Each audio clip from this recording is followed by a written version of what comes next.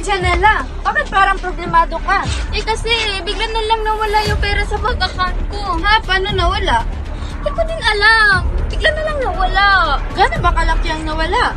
Titipid din yun. Para yung sa tuition fee at allowance ko. At importante din yun. Di kaya na-hack yung account mo or na-scam ka? Oo nga. Baka may sinasabihan ka ng password. Ay, teka. Meron ako pinasukan na link. Tapos, nag-sign ako. Tapos, nag-fill up ako about sa information na bank account ko. Ha? Bakit mo naman nagawa yun?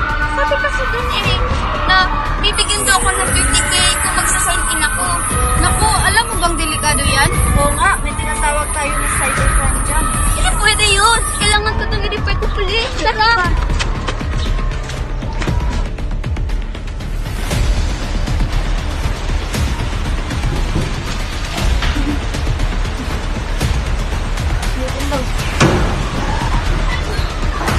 Don't worry ma'am, gagawa natin yan ng paraan.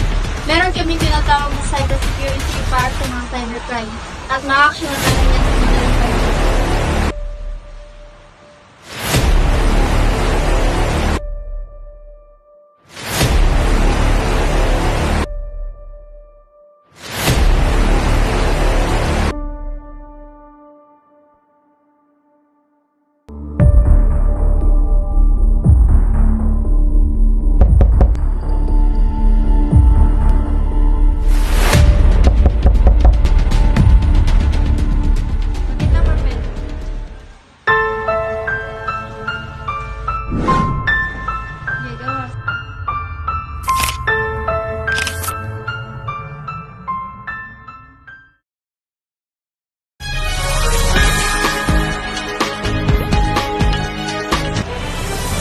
Citizen, meron na namang naitalang kaso sa paglabag ng anti-cybercrime law. Isang estudyante na nakapag-withdraw ng pera mula sa umano'y illegal ng mga gawain sa internet, tulad na lang ng pagkuha ng impormasyon sa ibang tao at gagamitin para kuhanan ng pera.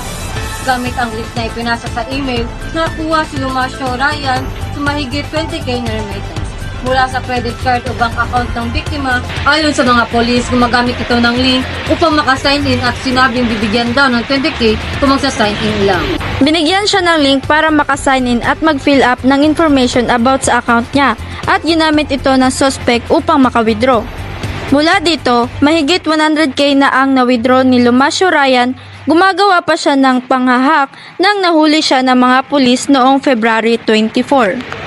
Ayon sa mga polis, gumagamit ito ng link upang makasign in at sinabing bibigyan daw ng 20k kung magsa-sign in lang. Yung link na yon ginagamitan ng app o software na kung saan doon sila magsa-sign in at pwedeng pagkuhaan ng impormasyon. Payo naman ng mga PNP anti-cybercrime group sa publiko, huwag basta-basta magbubukas sa mga link na matatanggap dahil pwedeng manako ang impormasyon. Kinasuhan si Lumacio Ryan sa paglabag ng Cybercrime Prevention Act dahil sa computer-related featuring pero nakapagpiyansa rin ito. Madrigal Prito, CBA NW News.